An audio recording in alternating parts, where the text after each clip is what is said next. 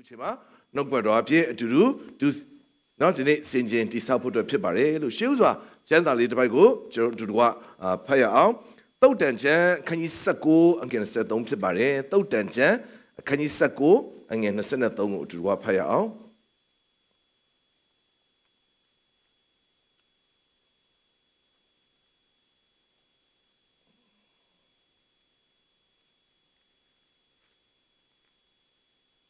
Totan, can you suckle again a settle? Tara Piago, Joyan do the body, a thirst in it, sign the Piri. In this upper batch is beauty.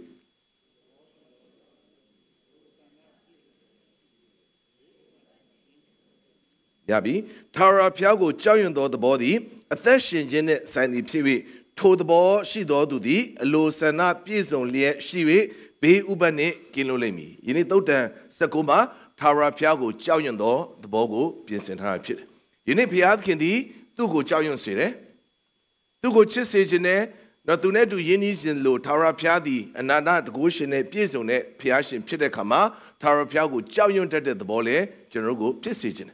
Ero Joyan at that Darema, Kanzame, Ganji Minglale, Yenidiama, Yetare, at that Shinjin Sino Ganji Mingla, a Didi, Piasia, Kanzara Pit. That be the Piat Kinga.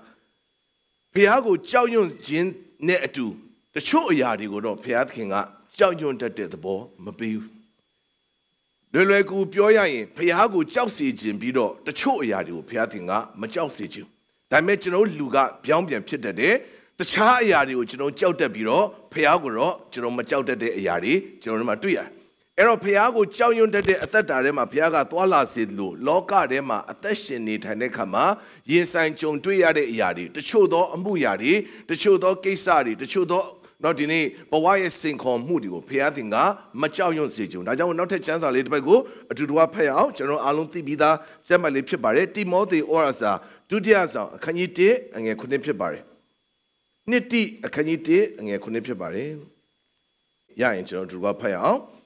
A Chamuga, Piat Kindi, Chowtato, say the Bogu, Narua, Pero Mudimho, the go Bado say, Chitado say, Shilindo, say the Bogu, Pero Mui, Piat King Are, Chowtate, say the Bogu Mapibabu, the go Bado say, Chitado say, Shilindo say Gubira Pide, the go Bado say, Chitado say, Shilindo say the, Chowyun Jinsa, Piat King, Sato Pido Ya Pibar.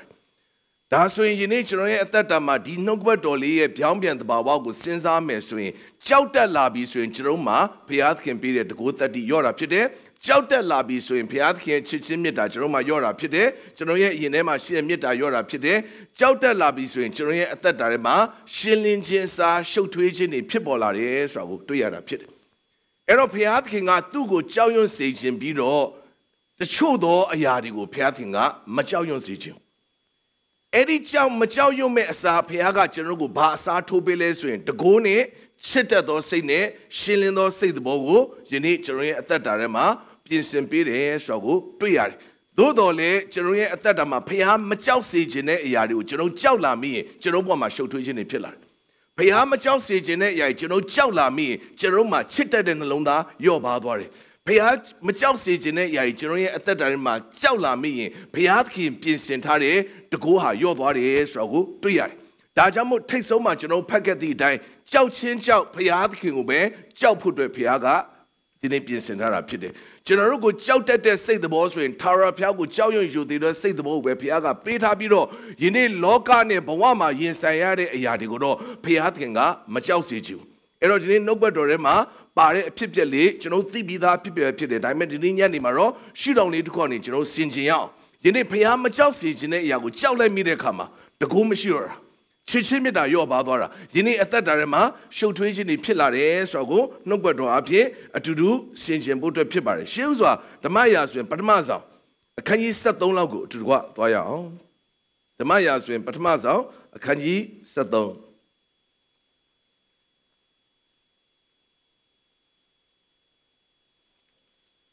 The Mayas when Patamaza, can ye? Settle, Janordini. And ye, Lila Gani, Sab your Pachamare. Sholo di Pildi Tago, Lojan Johnny, Pildi Ludo di Itila Murugo, Yonsha Jango, ဣသေလအမျိုးသားအပေါင်းတို့သည်ကြားသိ၍လူများတို့သည်ရှောလုနောက်ဂိလကာလမြို့၌စီဝေးကြ၏ဖိလိတိလူတို့သည်လည်းဣသေလအမျိုးသားတို့ကိုစစ်တိုက်ခြင်းကယထာ3000မြင်း6000ကို၎င်းသမုတ်တရားသဲလုံးနှင့်အမျှရှိသောလူများကိုစုဝေးစေပြီးလေစစ်ချီ၍ဘေသဝင်မြို့ရှိမိတ်မေမြို့၌တက်ချကြ၏ဣသေလအမျိုးသားတို့သည်အလွန်ဆင်းရဲခံရသဖြင့်မိမိတို့ကျင်းမြောင်းလျက်ရှိသည်ကိုသိမြင်သောအခါဥမင်တောအုံကြောက်ကြားတောင်ထိပ်မြေတွင်း၌ပုန်းရှောင်ကြ၏ယနေ့ဣသေလအမျိုးဟာအင်မတန်မှကြက်တဲတဲ့စစ်ရေးနဲ့ရင်ဆိုင်ကြုံတွေ့ရတာဖြစ်တယ်ရန်သူရဲ့ဝိုင်းသားခြင်းကိုခံရတဲ့အခါမှာတဲ့ကြောက်ရွံ့တုန်လှုပ်တဲ့အကြောင်းကျွန်တော်ဒီနှုတ်ပတ်တော်မှာရေးထားတဲ့အတိုင်းတောကြိုအောင်ကြားဥမင်ကြားတွေနော်ဂျောင်ကြိုဂျောင်ကြားတွေမှာပုန်းနေရတယ်ရင်ဆိုင်ဖို့နေနေတာဒီနေ့အသက်ဘေးကနေလွတ်မြောက်သွားအောင်ပျက်စီးခြင်းဘေးကနေလွတ်မြောက်အောင်ပုန်းရှောင်နေရတော့အချိန်ကာလမျိုးဖြစ်တယ်အဲ့တော့ယနေ့အနောက်မှာရှိတဲ့လူတွေကတော့ဒီလောက်တောင်တော့ဒီနေ့ပြင်းပြသောကြက်တဲမှုရှိနေရင်အရှိမဥဆောင်နေတဲ့ရှောလူရဲ့အသက်တာမှာလည်းယနေ့ပြင်းပြသောထုံးနှံမှုတွေပြင်းပြသောဖိအားတွေရှိလာပြီဆိုတော့ကိုကျွန်တော်တွေ့ရတာဖြစ်တယ်အဲ့တော့ကျွန်တော်နည်းနည်းလေးဆက်ပြီးဖတ်ချင်ပါတယ်ယော်ဒန်မြစ်တစ်ဖက်၌နေသောသူချို့တို့သည်ကူးပြန်၍ကပ်ပြီးဂိလတ်ပြည်သို့တွားကြ၏ရှောသူသည်ဂိလကာလမြို့၌နေသေး၏လူပေါင်းသည်ကျွန်တော်ကလိုက်ဆိုပေးပါလူပေါင်းတို့သည်သူတို့၌တုံလှုပ်လျက်ရှိကြ၏ဒါဆိုရှောလူနောက်မှာရှိတဲ့လူတွေအားလုံးဟာတုံလှုပ်ကြောက်နေတယ်အဲ့ဒီဖိအားအဲ့ဒီတုံလှုပ်မှုအားလုံးဟာလေရှောလူရဲ့အသက်တာထဲမှာရိုက်ခတ်လာတယ်ဆိုတော့တွေ့ရတယ်ရှမွေလချင်းချက်သည့်အတွင်ရှောလူသည်9ရက်ငတ်လိမ့်လေရှမွေလသည်ဂိလကာလမြို့သို့မရောက်လူများတို့သည်လည်းထွက်ပြေးကြ၏ရှောလူကလည်းမိရှုရာယင်းနှင့်မိဿဟာယစ်ပူဇော်တက်ကာကိုငါထံသို့ယူခဲ့ကြဟုဆိုသဖြင့်မိရှုရာယစ်ကိုပူဇော်လေ၏မိရှုရာယစ်ပူဇော်ခြင်းအမှုပြီးသည့်အဆုံး၌ရှမွေလသည်လာ၍လာ၏ရှောလူသည်ကောင်းကြီးပေး၍ခီဥကြိုစုခြင်းကထွက်သွား၏အငယ်စနစ်ကိုကျွန်တော်ဖတ်ပြစ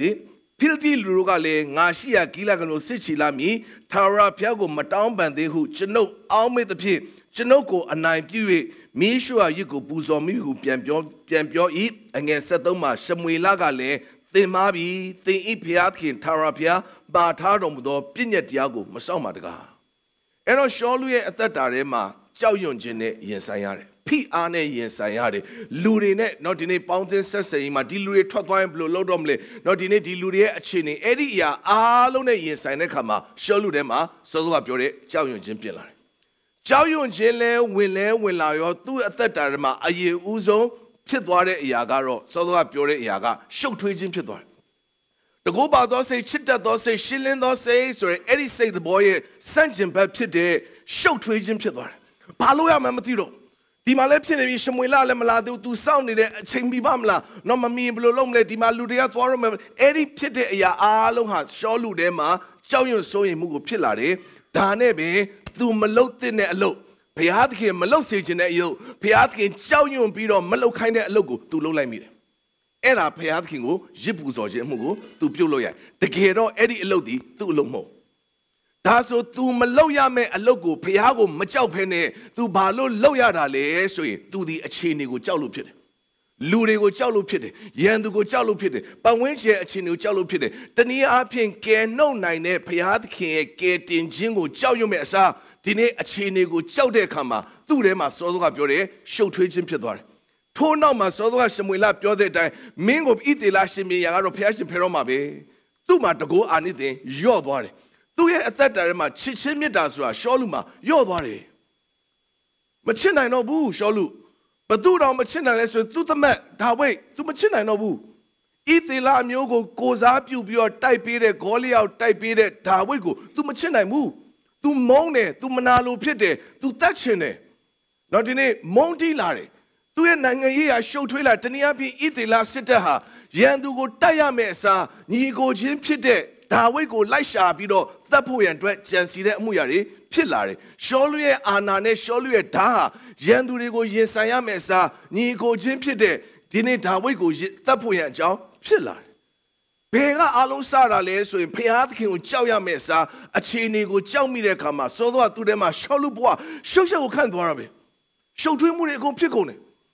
ချစ်ချင်းမြတ်တာတွေရော့ပါကုန်တယ်တကိုးတွေရော့တယ် သူ့ရဲ့သားရင်းဖြစ်တဲ့ယောနသန်တော်မှသူ့စကားမနာထောင်တော်ဘူးသူ့ဘက်မှာမရှိတော့ဘူးဒါဝိဒ်ဘက်မှာရှိတယ်ဒါဝိဒ်ဘက်ကနေရက်တီပေးတယ်အဲ့ဒီအရာလည်းအမှန်တရားဖြစ်နေတမန်တရားဖြစ်နေရှောလူရဲ့အသက်တာအားလုံးကိုကြည့်လိုက်တဲ့အခါမှာဘုရားသခင်သူ့ကိုချီးမြှောက်ပါတယ်ဘုရားသခင်သူ့ကိုကောင်းချီးပေးပါတယ်ဘုရားသခင်သူ့ကိုမဆပါတယ်သို့တော်လည်းယနေ့အဖြစ်ပြက်မျိုးမှာသူဟာဘုရားကိုကြောက်ရွံ့ပြီးစောင့်ရမယ့်အစားသူဟာအခြေအနေကိုကြောက်ပြီးသွားတယ်အခြေအနေကိုကြောက်တာနဲ့တပြိုင်နက်တည်းစောစောကကျွန်တော်နှစ်တိမှာဖတ်တဲ့အတိုင်းတကိုးပါသောစိတ်ချစ်တတ်သောစိတ်ရှင်းလင်းသောစိတ်ဆိုရင်စိတ်တော်အားလုံးရဲ့စံချဘက်ဟာရှောလူရဲ့အသက်တာမှာထင်ဟပ်ခြင်းအပြင်ထိုအမှုရာနဲ့ပဲရှောလူရဲ့ဏီကုန်းချုပ်ဟာမလှပစွာအဆုံးသတ်သွားတယ်ဆိုတော့ကျွန်တော်တွေ့ရတယ်ချစ်တော်ညီကိုမောင်မတို့ယနေ့ဒီအဖြစ်ပြက်ကနေအသက်တာထဲမှာစင်ကြင်တည်ဆောက်ဖို့အတွက်ဖြစ်ပါတယ်ကျွန်တော်တို့ဒီလဲရှောလူနေရာကနေရင်ဆိုင်ရတဲ့အခြေအနေတွေရှိပါတယ်ကျွန်တော်ဒီအခြေအနေကိုကြည့်တဲ့အခါမှာအခြေအနေကိုကြောက်မိတဲ့အခါမှာဘုရားကိုကြောက်ရမယ်စားကိုမလုံမိတဲ့မလုံတဲ့အလုပ်တွေကျွန်တော်လုံမိတယ်ကိုမပြောတဲ့စကားတွေကျွန်တော်ပြောမိတယ်ကိုမပါဝင်တဲ့အမှုရာတွေမှာကျွန်တော်ပါဝင်မိတဲ့အတွေအများကြီးတွေ့ရတယ်ဘာလို့လုပ်တာလဲဆိုကြောက်လို့ဖိအားကြောင့်ဒီနေ့တစ်ခါတည်းမှာဘုရားကနော်ဒီနေ့ခွဲခတ်မှတ်သားတဲ့အရာရှိတယ်နော်ဒီနေ့သူ့နေရာနဲ့သူဘုရားသခင်အထားတဲ့အရာရှိတယ်သူ့ position နဲ့သူဘုရားသခင်ထားတဲ့အရာရှိတယ်အဲ့ဒီအရာကဘုရားကအကြောင်းမဲ့တဲ့အတိတ်ပဲမဲ့ထားတာမဟုတ်ပါဘူးရှမွေလကိုရှမွေလနေရာမှာထားလို့ရှောလူကိုရှောလူနေရာမှာထားတာဖြစ်တယ်အဲ့တော့အခုရှမွေလလောက်ရမယ့်အလုပ်ကိုရှောလူဒီဣသေလရဲ့ရှင်ပြန်ဖြစ်တော်ညာလေဒီမှာကြည့်သူ့ကိုဘုရားသခင်လုပ်ခွင့်မပေးဘူး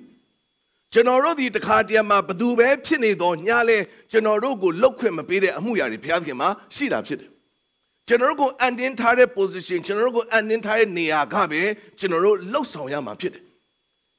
ဒါပေမဲ့တခါတည်းမှာဘာကြောင့်လုံမိတာလဲဆိုစောစောကပြောတယ်လူကိုကြောက်ရွံ့မှုကြောင့်လူကိုအားနာမှုကြောင့်လူကိုစိုးရိမ်မှုကြောင့်အဲ့ဒီအမှုရာတွေနဲ့လှုပ်ခြင်းရဲ့နောက်ွယ်ထဲမှာယနေ့တကိုးပါသောစိတ်ချစ်တတ်သောစိတ်ရှင်းလင်းသောဆိုတဲ့စိတ်သဘောတွေပျောက်သွားပြီးရှုပ်ထွေးခြင်းတွေအမုန်းတရားတွေယနေ့အသက်တာထဲမှာချီနှောင်မှုတွေဖြစ်လာတယ်เนาะဒီနေ့တကိုးအစာအာရုံမှုတွေဖြစ်လာတယ်ဆိုတော့ကျွန်တော်တို့ဘဝထဲမှာတွေ့ရတာဖြစ်တယ်အဲ့တော့သတိထားဖို့အတွက်ဖြစ်ပါတယ်ဘုရားသူ့ကိုကြောက်ပါလို့ပြောရဲဆိုတဲ့စကားလုံးရဲ့နောက်ွယ်ထဲမှာလွယ်လွယ်လေးတိတ်ပဲဖွင့်သူပြောတာပဲလုပ်လိုက်သူခိုင်းတာပဲလုပ်လိုက်သူအထက်တာလုပ်လိုက်ကိုခိုင်းရင်လုပ်လိုက်ကိုမခိုင်းရင်မလုပ်နဲ့ကိုအဲ့ရင်လုပ်လိုက်ကိုပြောခိုင်းပြောလိုက်ကိုမပြောခိုင်းလွယ်လွယ်လေးပဲတစ်ခါတည်းမှာကြောက်ရွံ့ခြင်းဆိုတဲ့အ내တိတ်ပဲဖွင့်တော့အင်မတန်မှတော့ကြီးကျယ်ခမ်းနားတဲ့စကားလုံးပေါင်းများစွာနဲ့တော့ဒီနေ့တရားဟောချက်အရှိကြီးတွေပြောလို့ရတော့လေတစ်ခါတည်းမှာကြောက်တယ်ဆိုတာလွယ်လွယ်လေးပဲကြောက်တယ်ဆိုတာဒူးတုံးပြောမမော်ရဲမပြောရဲမော်မချီရဲမဟုတ်ပါဘူးတကယ်ကြောက်တယ်ဆိုတဲ့အသက်တာထဲမှာဘုရားပြောတာကိုလုပ်လိုက်တယ်ဘုရားမပြောတာကိုမလုပ်ဘူးဘုရားခိုင်းတာကိုလုပ်တယ်ဘုရားမခိုင်းတာကိုမလုပ်ဘူးဘုရားလှုပ်စေချင်တာကိုလုပ်တယ်ဘုရားမလှုပ်စေချင်တာကိုမလုပ်ဘူးဆိုတဲ့ရှင်းရှင်းလေးပဲယနေ့ဒီအဖြစ်ပြအပြင်ကြည့်မယ်ဆိုလဲရှင်းရှင်းလေးပဲရှောလူဟာဘုရားအပ်ထားတော်ညာလဲဘုရားခိုင်းတဲ့အလုပ်ကိုသူမလုပ်ဖဲနဲ့ဘုရားမခိုင်းတဲ့အလုပ်ကိုလုပ်မိတဲ့အခါမှာရှုပ်ထွေးခြင်းနဲ့သူရင်ဆိုင်ရတယ်အသက်တာထဲမှာအမုန်းတရားတွေပြည့်နှက်လာတယ်အသက်တာထဲမှာကြာရှုံးခြင်းတဲ့အဆုံးသတ်သွားတယ်ဆိုတော့ကိုကျွန်တော်အသက်တာထဲမှာတွေ့ရတာဖြစ်တယ်ကဲဒုတိယတစ်ချက်ကိုကျွန်တော်ကြည့်ပြီးတော့เนาะဒီနေ့ကြည့်ရအောင်ဓမ္မရာဇဝင်တတိယဆောင်အခန်းကြီး19အငယ်1ဒီဖြစ်ပြလေကျွန်တော်သိပြီးသားဖြစ်တယ်ဓမ္မရာဇဝင်တတိယဆောင်အခန်းကြီး19အငယ်1တစ်ချက်ကိုပဲကျွန်တော်ဖတ်ချင်ပါတယ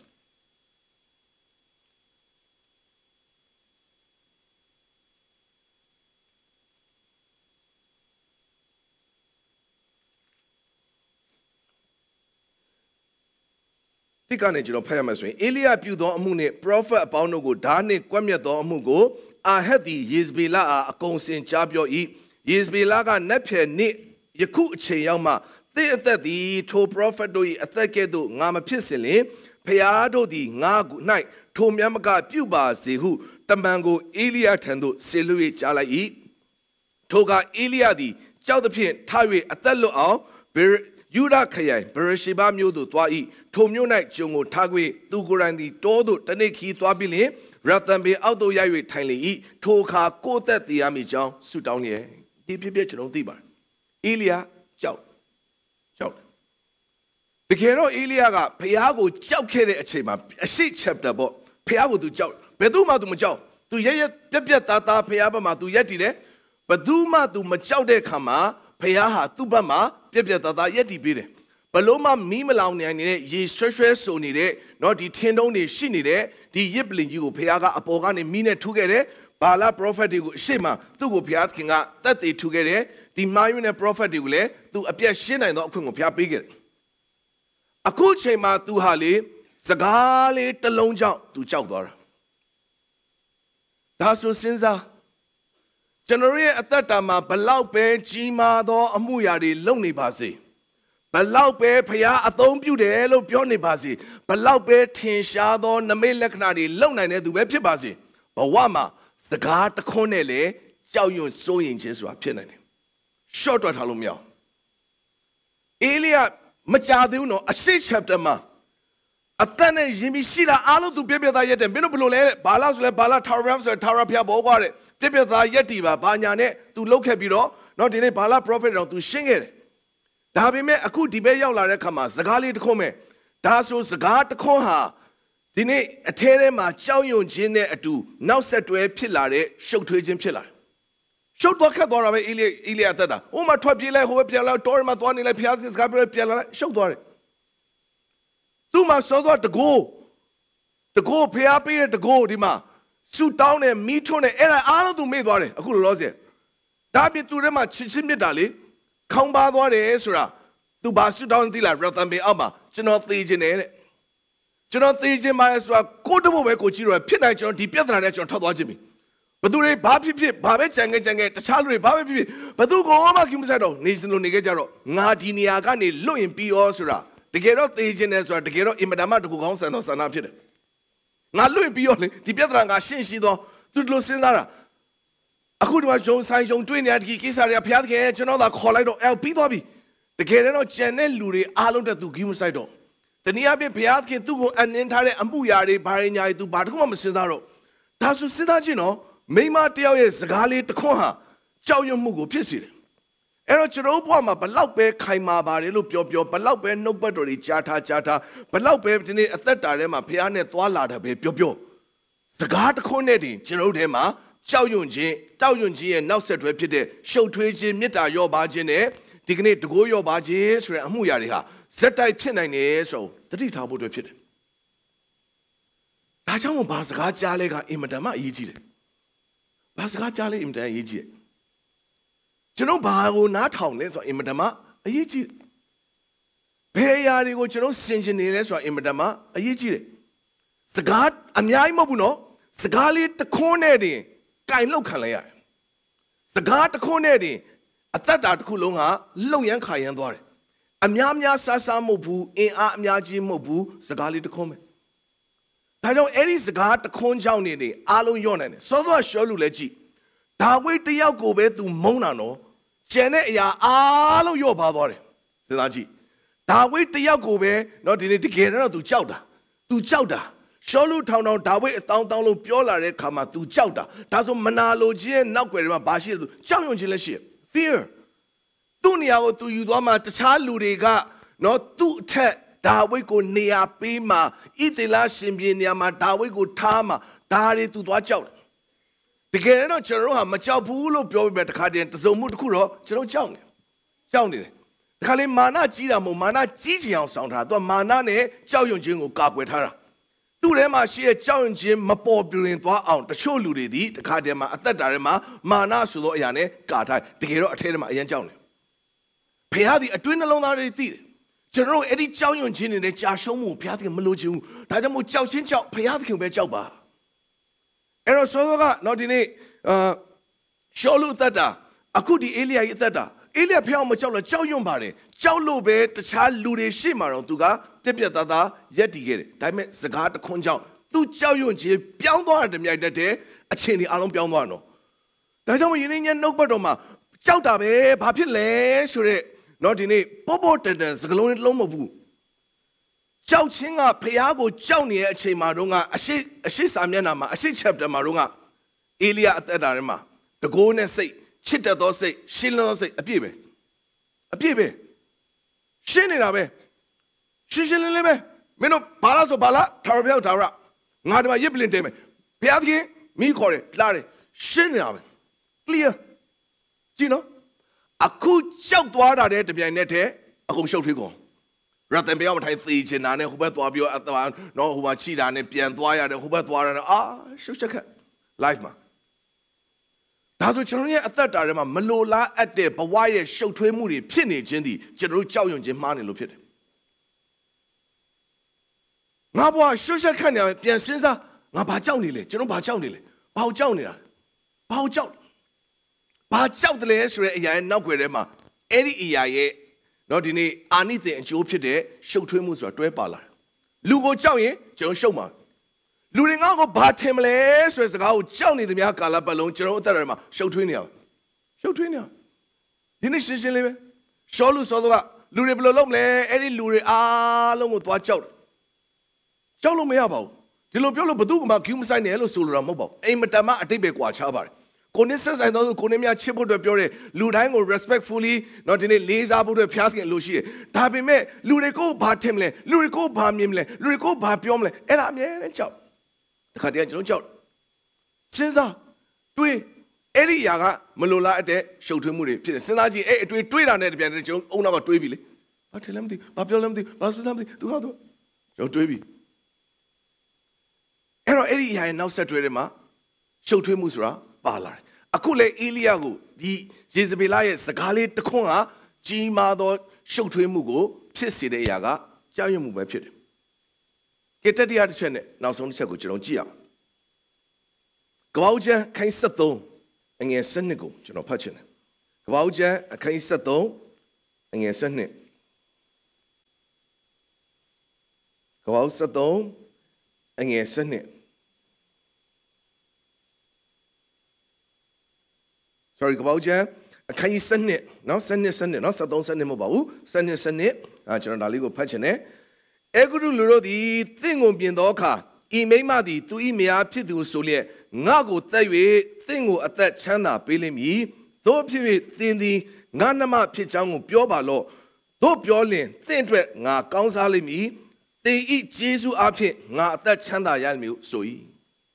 တခြားလို့မဟုတ်ပါဘူးယုံကြည်ခြင်းဖခင်လို့တော့တင်စားရတဲ့အာဗြဟံဖြစ်တယ်အာဗြဟံပေါ့အဲ့ချိန်မှာကြောက်တယ်သူမိမကချောတဲ့အတွက်တဲ့သူမိမကိုလိုချင်တဲ့လူတွေကသူ့ကိုတတ်ပြီးတော့နော်ဒုက္ခပေးမှာကိုသူကြောက်တယ်ဒါကြောင့်မို့တချမ်းအမှန်ပဲပြောမယ်မောင်နှမလို့ပြောလိုက်လေအဲ့ဒါဆိုရင်ငါ့ကိုရောက်ဖကြီးခေါ်ပြီးတော့နော်သူများကငါ့ကိုကောင်းကြီးပေးမယ်မုန်နေပိုင်ဝင်ကျွေးမယ်စဉ်းစားကြည့်နော်သူကြောက်တယ်ဆိုတာသေမာကြောက်တယ်မကပဲတကယ်တော့သူဘာကြောက်သွားတာလဲဆိုရင်ဖျားတင်ဂတိတော်မပြည့်စုံမှသူကြောက်တာ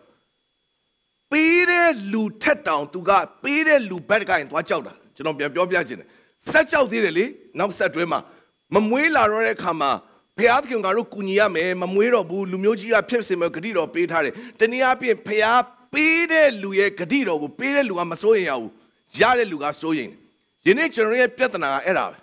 ပေးထားတဲ့ဖျားကသူ့ပေးထားတဲ့ဂတိအတွက်မစိုးရင်ဘူးကျွန်တော်တို့ကအဲ့ဂတိကိုစဉ်းစားပြီးသွားစိုးရင်သင်တို့အကျိုးရုပ်စင်မဲ့အကျဉ်းစီငါမကျဉ်းစီမျောလင်းသောအကျိုးကိုရစေမယ်လို့ဂတိပေးတာကဖျားဖြစ်တယ်ပေးတဲ့ဖျားကစိတ်မပူအောင်ကျွန်တော်တို့ကသွားပြီးပူတယ်အဲ့ဒါဖြစ်မပြည့်သွားကြောက်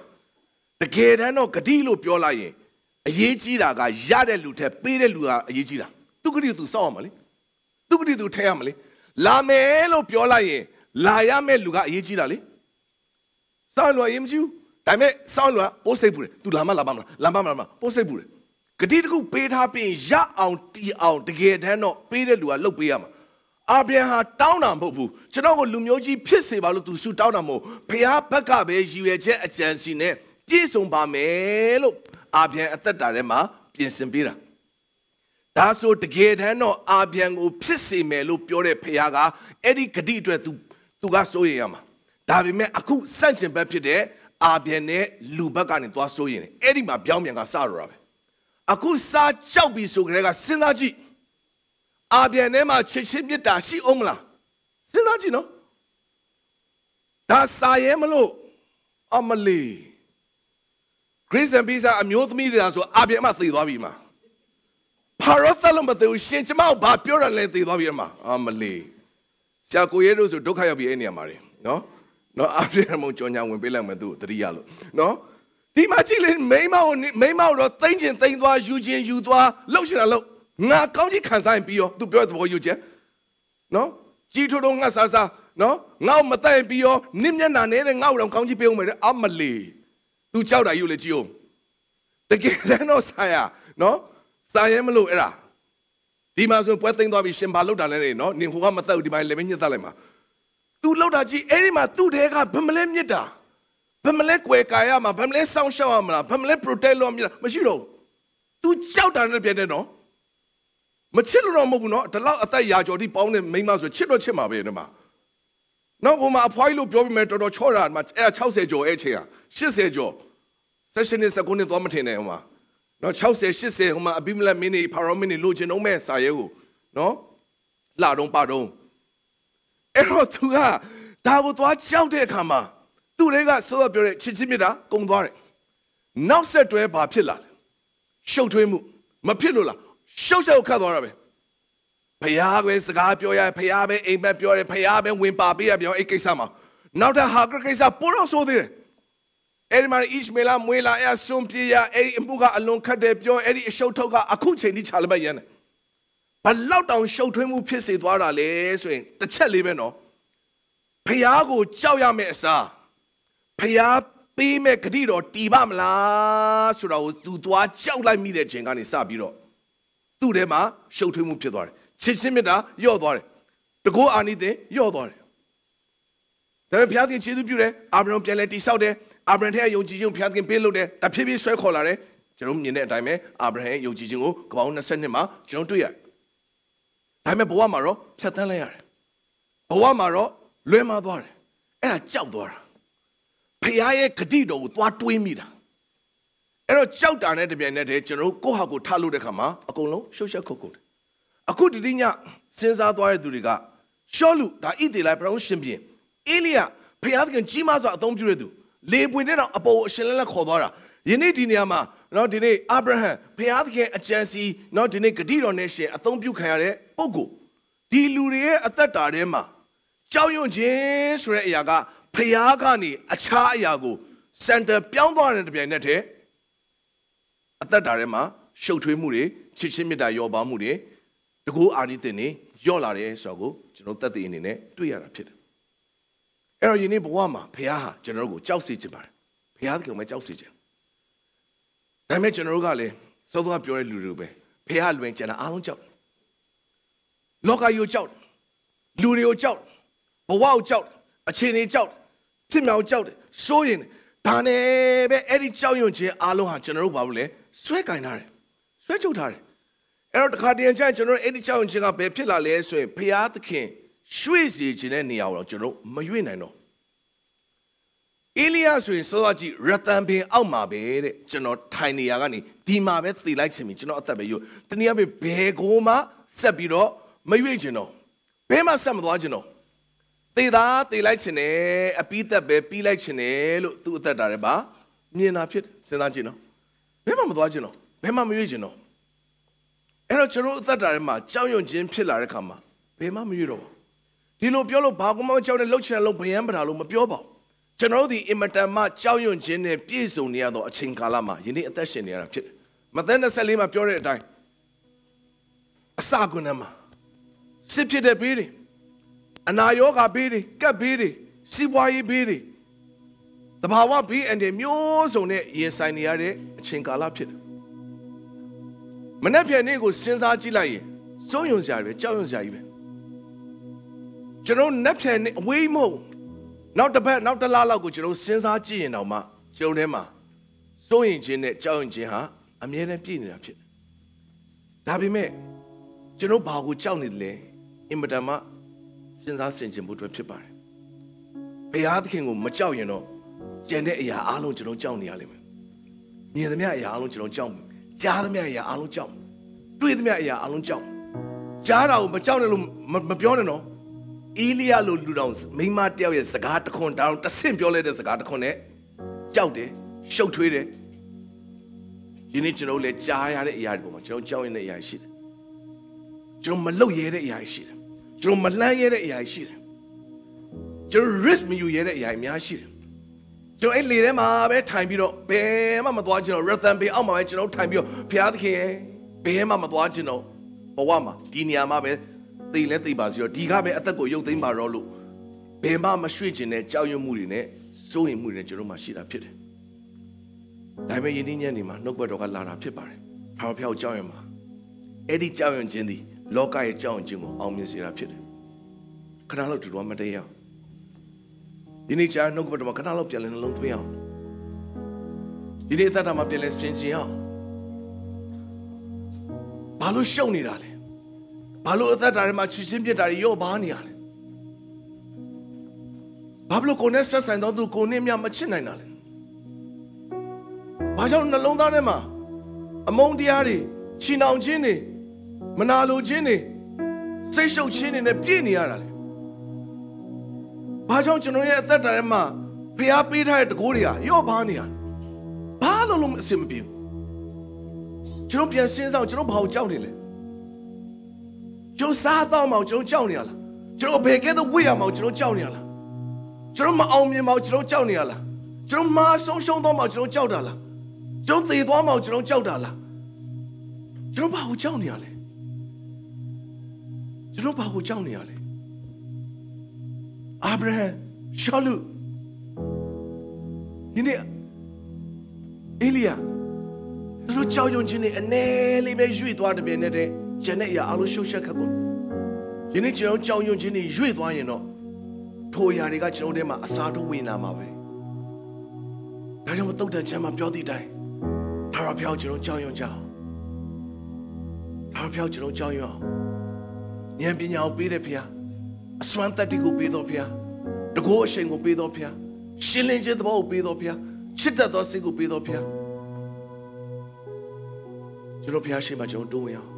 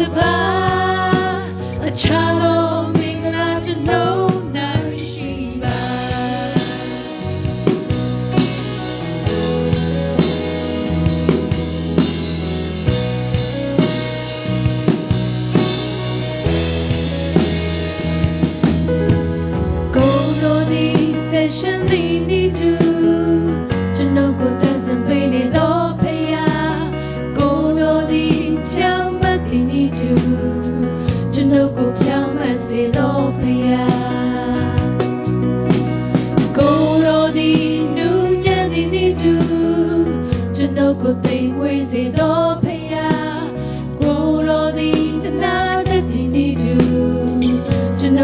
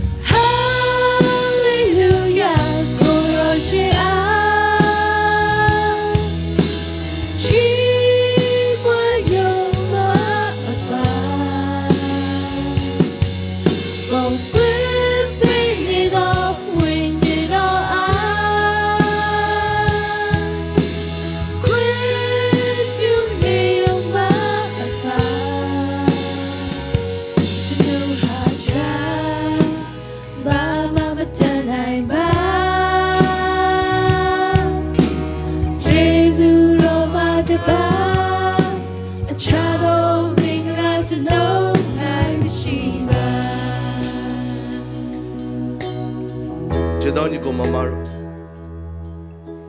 Ini piyati ha. Jero chitte de bo. Tu ye agency, tu ပြင်ဆင်ထားတဲ့အရာတွေကိုရှင်းလင်းစွာမြင်တတ်ဖို့တဲ့ရှင်းလင်းသောသဘောလူကိုအုပ်ဆိုးသောအခွင့်နဲ့အုပ်ချုပ်နိုင်သောအခွင့်တကူအာဏာကိုလူကိုပေးတာဖြစ်တယ်။ဒါပေမဲ့ကျွန်တော်တို့ဒီဖခင်ကလွဲပြီးတခြားတစ်စုံတစ်ခုကိုကြောက်မိတာနဲ့တပြိုင်နက်တည်းထိုအရာကြောင့်ကျွန်တော်ဘဝထဲမှာရှုပ်ထွေးမှုတွေဖြစ်လာတယ်။ဒီနေ့အပြင်သူ့ကိုအုပ်ဆိုးရမယ့်အစားသူ့ရဲ့အုပ်ဆိုးခြင်းကိုကျွန်တော်ပြန်ပြီးခံရတယ်။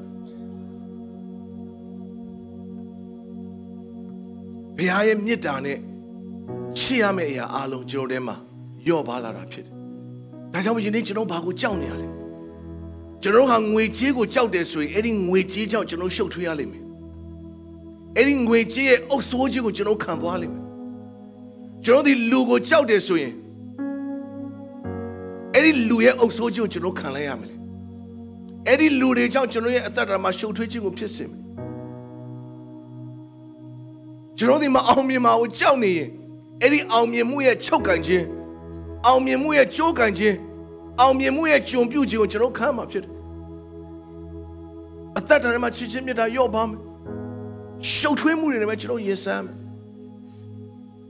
ဒါကြောင့်ဘုရားကိုပဲကြောက်ခိုင်းတာဖြစ်တယ်ဘုရားကိုကြောက်တဲ့အခါမှာဘုရားပေါ်မှာရှင်းလင်းခြင်းဖြစ်လာတယ်ဘုရားပေးတဲ့တကိုးတွေပြည့်စုံလာတယ်ဘုရားပေးတဲ့နှလုံးသားနဲ့ချစ်တတ်သောအသက်တာဖြစ်စေလာတာဖြစ်တယ်ဒါကြောင့်မို့ယနေ့ကျွန်တော်ပေါ်မှာကျွန်တော်ရှုံနေတဲ့အရာဟာကျွန်တော်ကြောက်နေတဲ့အရာပဲကျွန်တော်ပြန်စဉ်းစားယနေ့ညမှာနှုတ်ဘက်တော့ကျွန်တော်စကားပြောလဲရှိတယ်ဝိညာဉ်တော်ပြောလဲရှိတယ်လူတကိုတယောက်တစ်မျိုးမှာလူတိုင်းမှာအရှုံနေရှိတယ်ဒါပေမဲ့ကျွန်တော်ပေါ်မှာဘယ်အရာတွေကကျွန်တော်ကိုစိတ်ရှုပ်ထွေးနေစေလဲအဲ့ဒါကျွန်တော်ကြောက်နေတဲ့အရာပဲအဲ့ဒီနေရာမှာအစမှာဘုရားသခင်ကသူ့ကိုကြောက်ရွံ့စေခြင်းတယ်ကျွန်တော်အလောက်ခံကြကျွန်တော်စိတ်ရှုပ်ထွေးနေကျွန်တော်သေကြတယ်ကျွန်တော်ကြောက်ရွံ့ခြင်းအလုပ်ဖြစ်နေတယ်ဒီနေ့ကျွန်တော်ဒီလူတွေကြောင့်ရှုပ်ထွေးနေရင်သေကြတယ်ကျွန်တော်ဘ ਹੁ ပြုတ်ပြီးကြောက်ရွံ့နေကလူဖြစ်နေတယ်ဒီနေရာမှာကျွန်တော်အစားထိုးဖို့အတွက်ဖြစ်တယ်ဒီနေ့ကျွန်တော်ချင်းမတီဆိုတဲ့အတိုင်းပဲကျွန်တော်ဘာမှမတတ်နိုင်ပါဘူးထာဝရဘုရားကြောင့်တော့တဘောဟာဘုရားသခင်စီမှာပဲရတာဖြစ်တယ်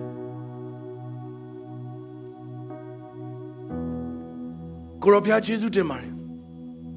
ယနေ့ညမှာနှလုံးသားဖြစ်ခြင်းကိုရောရှင်မှာသားမျိုးတိုးဝင်ပါတယ်ယနေ့သက်တာမှာသားမျိုးရှုပ်ထွေးနေတဲ့အရာတွေကြောက်ရွံ့နေတဲ့အရာအားလုံးဟာကိုရောစီကလာတာမဟုတ်ပါဘူးကိုရောတကောပါတဲ့စိတ်ချစ်တဲ့သောစိတ်ရှင်းလင်းသောစိတ်တဘောကိုပေးတဲ့ဘုရားဖြစ်ပါတယ်ရှင်းလင်းနိုင်အောင်လဲပေးတဲ့ဂတိကိုပေးတဲ့ဘုရားကတာဝန်ယူတတ်တဲ့ဘုရားဖြစ်ပါတယ်အဲ့ဒီဂတိတော်သားမျိုးတွေးတောတဲ့ခါမှာအဲ့ဒီဂတိတော်ကျွန်တော်စိုးရင်တဲ့ခါမှာအာဗြဟံအသက်တာမှာရှုပ်ထွေးမှုဖြစ်စေပါတယ်အေလိယအသက်တာမှာရှုပ်ထွေးမှုဖြစ်စေပါတယ်ရှောလုအသက်တာမှာရှုပ်ထွေးအောင်သာမကကြာရှုံးခြင်းကိုပါဖြစ်စေပါတယ်ဒါကြောင့်မို့ယနေ့ကြောက်ရွံ့ခြင်းနဲ့ပြည့်နေတဲ့လောကထဲမှာထာဝရဘုရားကသာကြောက်သောအသက်တာဖြင့်သားမင်းကိုကျေးဇူးပြုမဆာပါရှင်းလင်းတကောပါချစ်တဲ့သောနှလုံးသားနဲ့သားမင်းကိုတိဆောက်လမ်းပြတော်မူပါအလုံးစုံရည်တွက်ပါတယ်နှုတ်ကပတ်တော်သားမင်းအသက်ဖြစ်စေပါအလင်းဖြစ်စေပါကိုရောဘုန်းတော်ထွက်ဖို့လုံကဆက်လက်ကျေးဇူးပြုတော်မူပါအလုံးစုံရည်တွက်ချင်းမွေ့ကယ်တင်ရှင်သခင်ခရစ်တော်နာမ၌ဆုတောင်းချီးမွမ်းဆက်ကအနံ့ကြပါ၏ဖျား